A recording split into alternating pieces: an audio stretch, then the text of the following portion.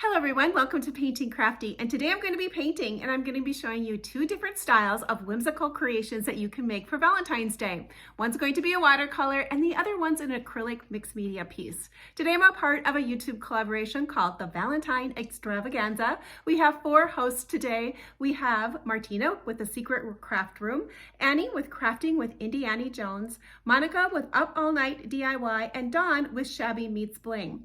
Now you're going to find the links to their channels down inside of the description box, as well as a playlist for all of the other creators who are joining in today's collaboration. Definitely take some time, check out the playlist and those creators because they're all super talented. I'm sure you're going to be inspired to create something fun for your Valentine holiday. Well, let's go ahead and get started. I can't wait to show you these ideas. Handmade cards are a favorite of mine to create, and Valentine's Day is a perfect time of year to make one. To create this card, I used some watercolor paper, and then I drew on my heart by hand and then found the center of my paper and ran two bands of that thinner washi tape through the center. That's going to act like a masking area, so I won't get any paint in that center, and I'll have room to be able to write a Valentine sentiment of some sort in the middle.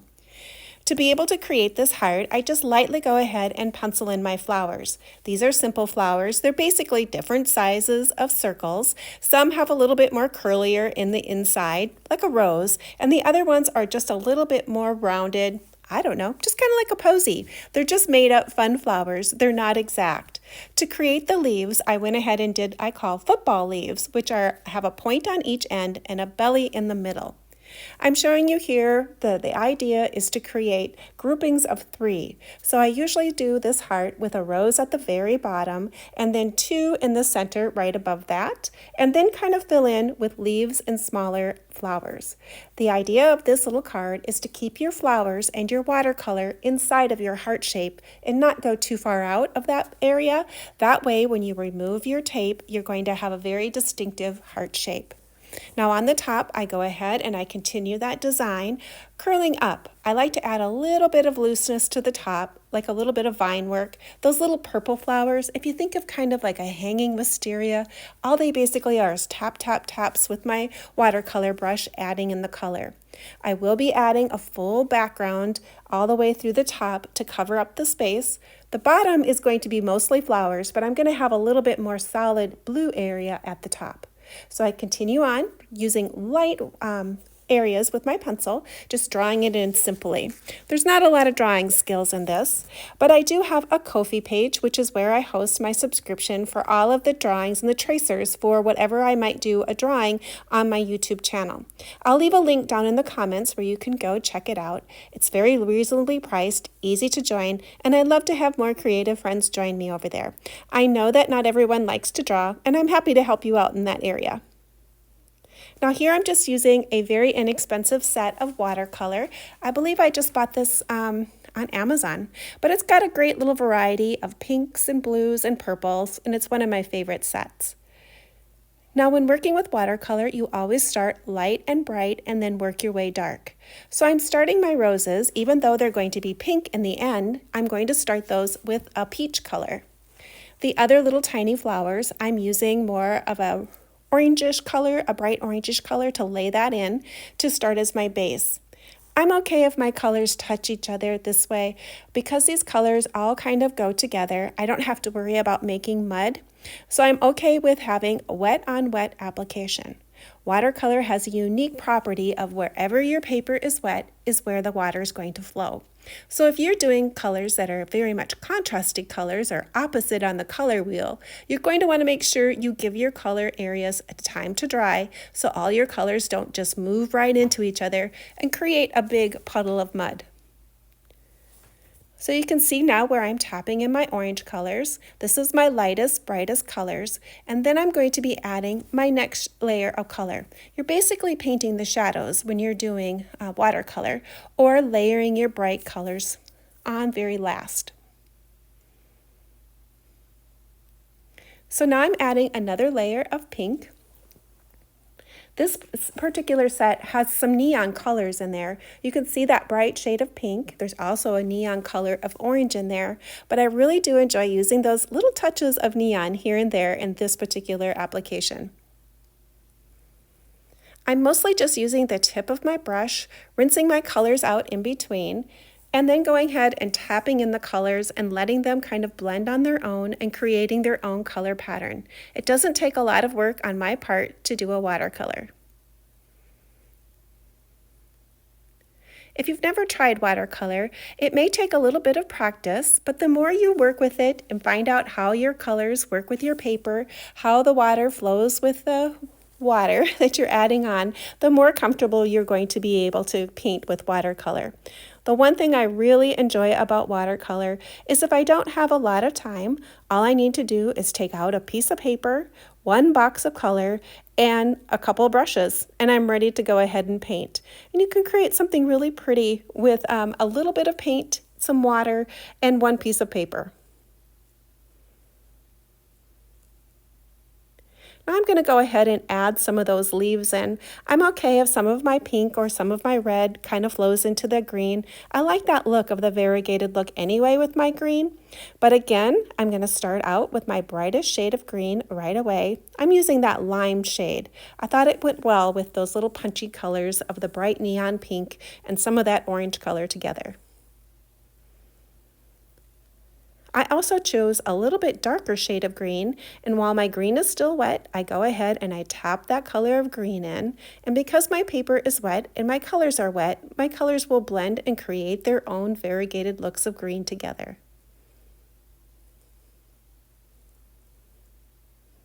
Now to add those little bits of like a wisteria or just a flowing different color, I mix up a purple, a brighter shade of purple, and I went ahead and I just tapped them in a grape shape, where you think kind of it's a little wider at one shade and it gets a little bit narrower, kind of if you think of a cluster of grapes.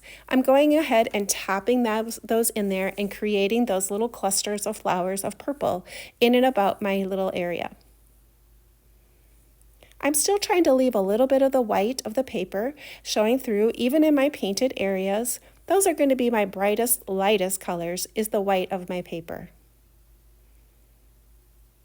It's important to leave a little bit of room when you're adding your colors, just to make sure you're not getting too much color on. With watercolor, you can always add more. It's a little harder to take it away. Now to create that background in that upper area, I'm going to go ahead and create a little bit of blue. I'm picking up two different shades. I start with my little lightest green, kind of a greenish blue, kind of a soft turquoise color, and I lay that in, and then I went back and I added a darker version of blue and tapped that color on the top. This is going to make a difference when I go ahead and I pull that tape. I'm going to have that clear line division of the painted area and an open area. Watercolor does dry lighter, slightly lighter, so what you're seeing your paper is when it's wet, it's going to dry slightly lighter. So once I dried that area, I went in with my pencil just to add a few little bit more of some design work on the top. Often I do this in ink, but I wanted a softer look this time, so I went back and just used my regular drawing pencil and added some loose line work to my flowers. This is a step that's always optional, but I do like to, I kind of call it scribbling. It's just a mark making type of quality, and I do enjoy doing that mark making and adding that little bit of character to my paintings. Adding this little extra quality of mark making is always optional, but I do enjoy doing it, and I think it does add a lot to my paintings. Once I was done doing the mark making, I went ahead and I took off that center piece of tape. You're going to be able to see what a nice clean line the washi tape created, and this makes for the perfect area to put my lettering. I wanted to make sure I erased any of the pencil marks on the outside of my heart. I wanted the flowers and the leaves to be more of the defining character of the outside of my heart, and a little less of any pencil work that might be there. This open area is where I was going to add the lettering on my card. I just freehand it. I often look at this style of writing as being more of a drawing skill. It doesn't have to be perfect. The more you practice it, the better you're going to get.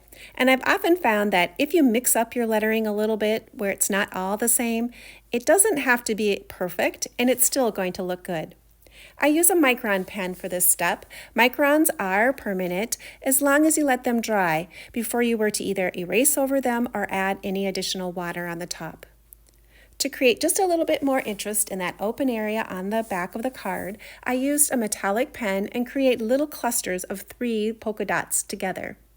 To finish off my edge, I decided to use the color Night Sky and the Versamagic ink. I like the idea of adding the deep blue color to the edges of my card, something a little different than either using a black or a brown. I was going to be adhering this painting to another card, and I love using the Gorilla Spray Glue to be able to attach my pieces with. It's got a nice strong hold. Watercolor isn't a permanent art medium, so you'll need to spray coat and seal it with some sort of sealer at the end, just to help it so your colors don't reactivate if it were to get wet. On to project number 2. My Valentine painting I'm doing now is an acrylic piece with a little bit of mixed media on there. I've already taped off my edges, drew my little pig on there. I'm doing a flying little Valentine pig. He's kind of cute. I drew that image in pencil first, and then I'm taking some acrylic paint in the colors Bahama Blue and Desert Turquoise to create a blend-on-blend technique in my background. I do add just a tiny bit of water to loosen it up and go right over my pencil drawing. Now, if you're a member of my sketchbook membership, you'll get the line drawing to this little picture as well.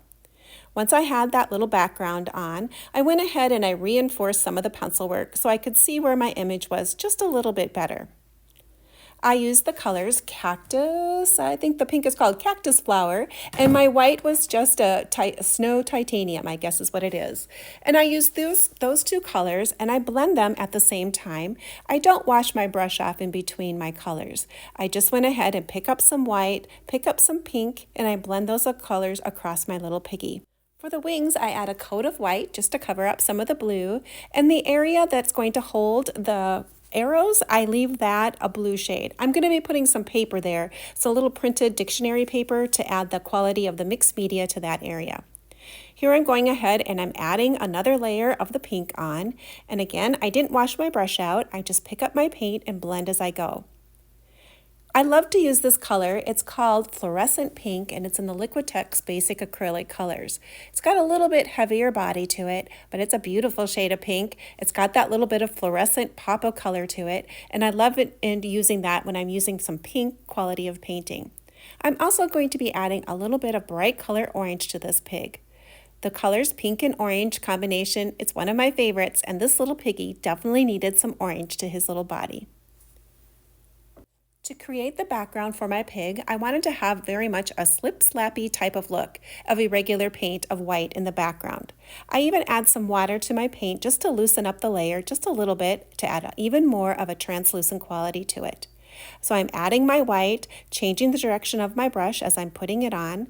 I'm also paying attention. I wanted to have a little bit darker shade of that blue around my pig just to set it off just a little bit more from the background. By putting the paint on this way, I have a little bit more control of the opaqueness of my white. I wanted to have a white background, but I still wanted some of that blue showing through as well.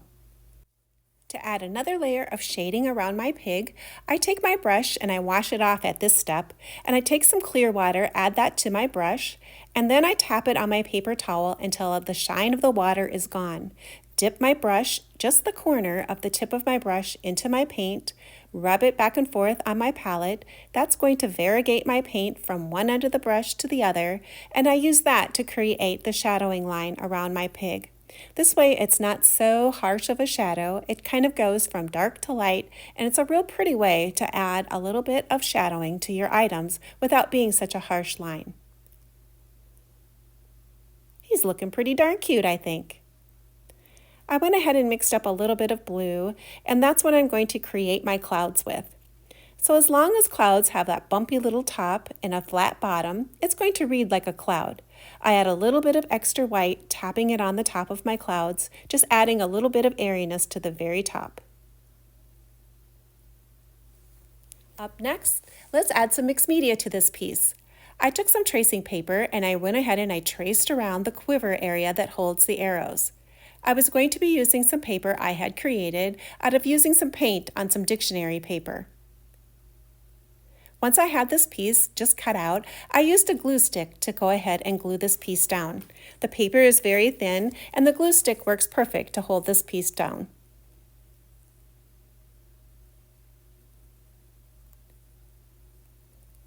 I went ahead and I painted the little strap that holds the quiver into that darker shade of blue, but once my paint was down, I decided it needed to be a little bit lighter, so I took some white and painted over the top. It just adds kind of a nice little accent to be able to add the white and added a little bit of shading too.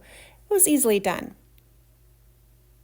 To create the little tops of the arrows, I mixed a very light shade of blue again, adding some white to my darkness, and created the little feather tops for the arrows.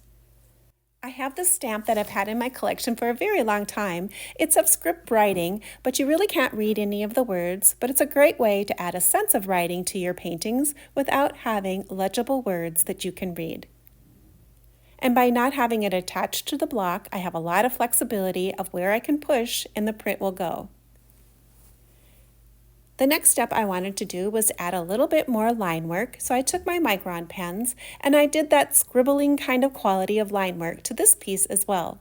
I didn't want to outline it exactly like a color book style. I wanted my lines to be here and there, and it worked perfectly to add this little bit of dark line using the micron pen. To add a few heart shapes to my painting, I popped in a heart shape using white paint and then used some of my fluorescent pink to paint over the top.